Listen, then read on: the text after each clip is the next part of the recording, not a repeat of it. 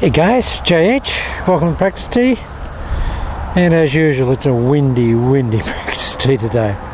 And cold, and it's been raining, and it's been terrible. But I had to get out. I just wanted to do a couple of things. Okay guys, just follow up to some really fine-eyed details of JH's old new swing. Now, the momentum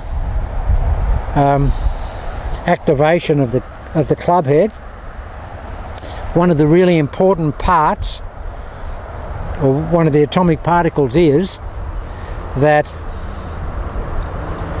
we, with this lead hand, as we're pushing down and we're pulling up, we don't want to have this part of the arm collapse with the pulling up against the pushing down.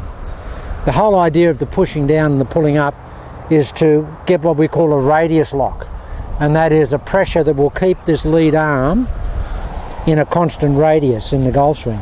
We don't just want to push down and pull up and collapse the arms and let them come up in sort of a very soft, wishy-washy fashion. We have to maintain the integrity of the radius, and that is by pushing down and pulling up at the same time. Here. But as this pushes out, this pushes up, but this doesn't collapse against the pull of that trail hand. That's what you really have to keep in mind. And I can't emphasize too much the application of thought to the toe of the club. That's where we energize it. If you just think about energizing the toe of the club, you'll be amazed. You'll be absolutely amazed at how much natural momentum you get into the golf swing. Just by thinking, I want to move the toe of the golf club upwards.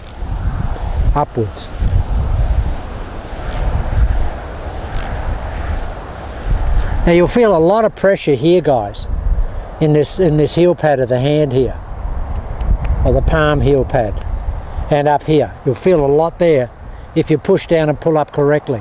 You won't feel that pressure if you release it and let that lead arm just come up in a floppy manner. Can't do that.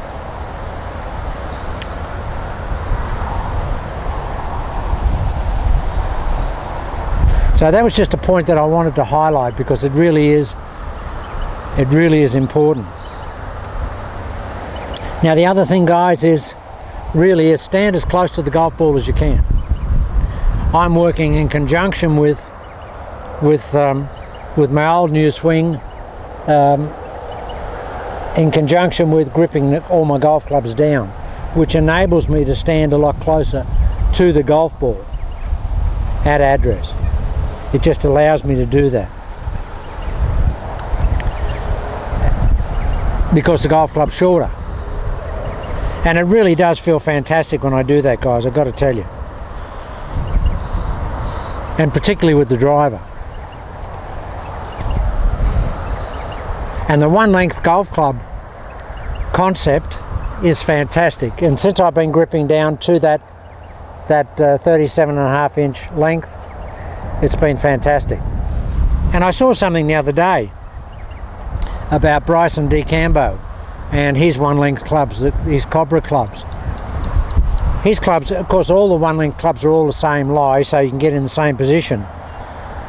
But his clubs are unbelievable. The lie on his golf clubs are 72 degrees. 72 degrees. That's about 10 degrees more upright than a standard golf club, than the standard 6-iron or 7-iron.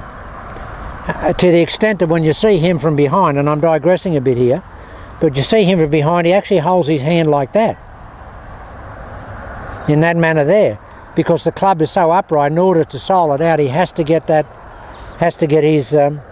his lead wrist and arm up in that configuration. Now I can't do that with standard golf clubs, because you can't sole them out. And not only that, When I tried to do it the other day, I actually almost hurt the tendons in my wrist here because I tried to bend it too much. He doesn't do that.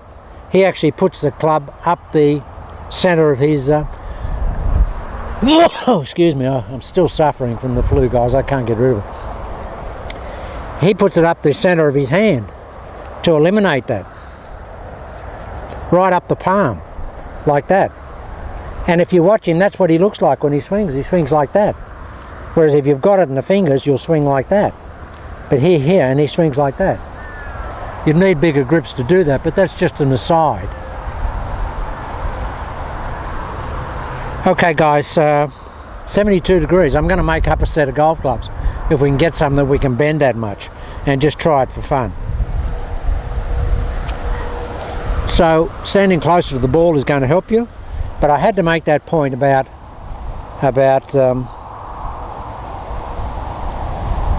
keeping that pressure down and keeping this arm elongated and extended as you pull up. There's no point in pulling up with that trail hand against the lead hand if you're basically collapsing the action. You don't want to do that because that loses your radius lock, and the radius lock is really important for keeping the pressure on the toe of that golf club. As soon as you pull it in here, you lose that pressuring out onto the toe of the golf club, which is really important. That's what creates, if you watch this here, if I push that down and extend that arm, feels like it's stretching, guys. Feels like it's pulling out of the lead shoulder socket. Feels like that.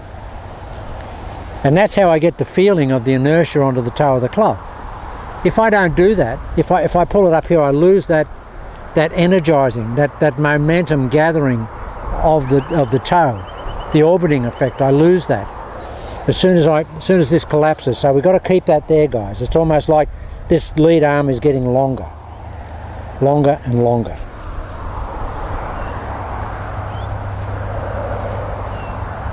So cold here today, guys. Unbelievable.